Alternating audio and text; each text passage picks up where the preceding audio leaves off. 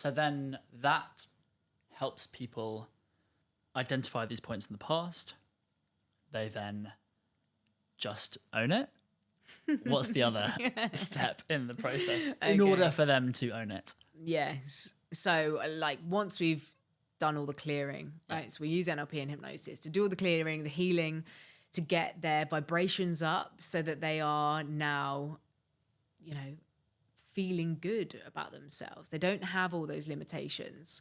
So then it gets exciting, right? So then it's like, what does bear look like? What does that mean for you?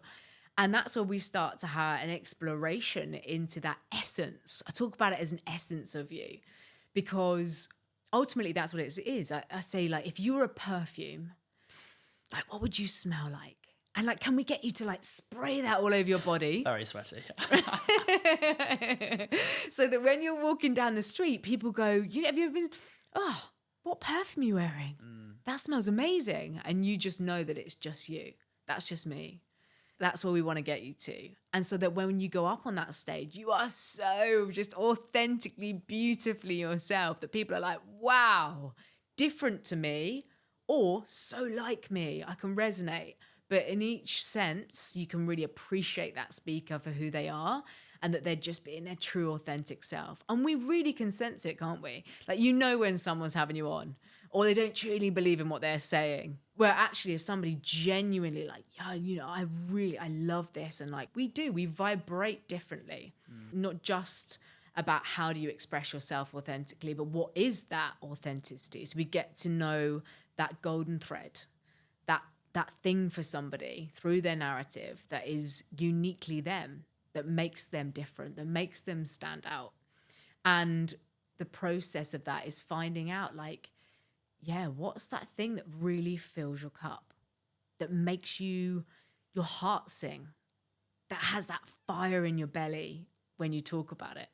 And for me, it just undoubtedly is about communication and speaking and helping raise the voices of others. And when I talk about it, people are like, wow, God, you're so passionate about that. And I am. But we've all got that. It's just finding what that is for us. And then once you've found that golden thread, then it's about crafting that story. I mean, have you heard a bad story? Yeah, of course. Yeah, right? They're not fun. You're like, told a bad story, that's for sure. Yeah. You start clock watching, you start, and like hearing bad speakers, hearing bad stories, neither is useful, neither is effective. So we have to look at both aspects. You as a speaker and being able to express yourself authentically, but then what is that story and how do we then package that up as well into a really compelling way that's going to grab the attention of your audience these days? Well, I mean, we live in the attention economy, they call it, don't they?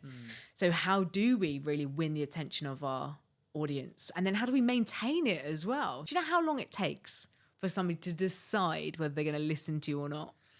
I've watched all of your content, so I know exactly how long it takes. But why don't you tell them? Working for YouTube, right? It's the reason why the skip button is where it is at 6 seconds, because that first 5 seconds are critical.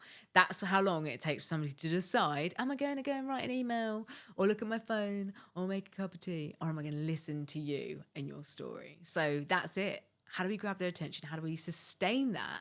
And then actually influence them to do or think or be different. And this is it, is speaking is powerful. Like, we have the chance to change someone's life, to shift paradigms when we speak. It's like, but how do we get them to do that? How do we really get them to come away from listening to us going, oh, do you know what? Actually, I am going to do something a bit different after that. Yeah, So packaging a story up and then being able to express it in the right way. They're the two elements.